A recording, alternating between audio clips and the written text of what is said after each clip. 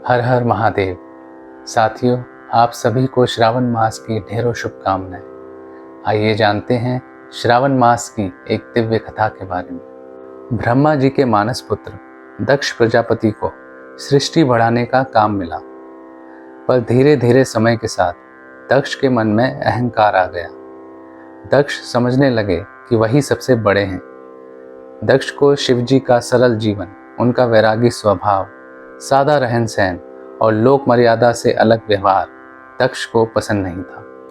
फिर देवताओं के आग्रह पर माँ आदिशक्ति ने दक्ष की पुत्री सती के रूप में जन्म लिया, ताकि वे शिव जी से विवाह कर सृष्टि में संतुलन ला सके। माँ सती ने कठोर तप किया, शिव जी को प्रसन्न किया और उनसे विवाह किया, परंतु दक्ष इस विवाह से नाराज था।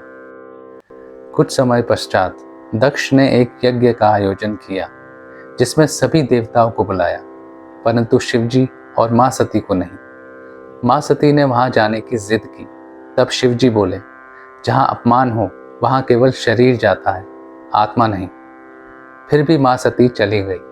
जब माँ सती यज्ञ में पहुंची तो दक्ष ने सभी के समक्ष शिव जी का बहुत अपमान किया, जिसके बाद माँ सती ने सभा के मध्य घोषणा की, जिस पिता ने मेरे ईश्वर का अपमान किया, ऐसे कुल में जन्म लेना ही मेरे लिए दोष है। और उन्होंने यज्ञ की अग्नि में कूदकर आत्मदाह कर लिया। जब माँ सती के आत्मदाह का समाचार शिव तक पहुंचा तो वे शोक और क्रोध से भर उठे। उनकी वेदना इतनी तीव्र थी कि उन्होंने अपनी जटाएं पृथ्वी पर पटक दी। उसी क्षण उनकी ऊर्जा से एक दिव्य, उग्र और तेजोमय रूप वीरभद्र प्रकट हुआ। वीरभद्र का वर्णन पुराणों में अत्यंत उग्र और तेजस्वी रूप में किया गया है।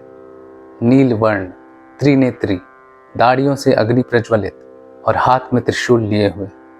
शिव जी ने आदेश दिया, जाओ वीरभद्र, अधर्मी का संहार करो, अधर्म का विनाश करो। वीरभद्र देवताओं की सभा में पहुंचे और चंद्रमा को झटका दिया, क्योंकि उन्होंने मां सती के दुख को अनदेखा किया था।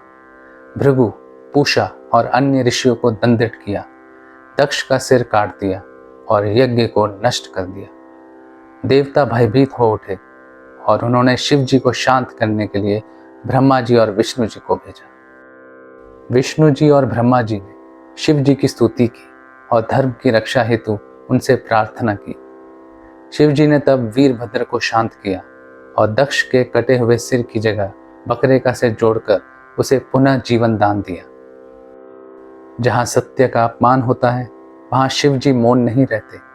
वे प्रतीक्षा करते हैं कि अधर्म का घड़ा फैल जाए और फिर एक अग्नि प्रकट होती है, जो केवल शरीर नहीं बल्कि आत्मा के अज्ञान को भी भस्म कर देती है। शिव जी हर आह को सुनते हैं, पर उत्तर तुरंत नहीं देते, क्योंकि ईश्वर का मौन आत्मा को समर्पण सिखाता है। जब हम अंधकार में प्रकाश की कीमत पहचानने लगते हैं, तब आत्मा की चेतना जागती है और वहीं से आरंभ होती है जीवन में सच्ची प्रगति की यात्रा। हर हर महादेव।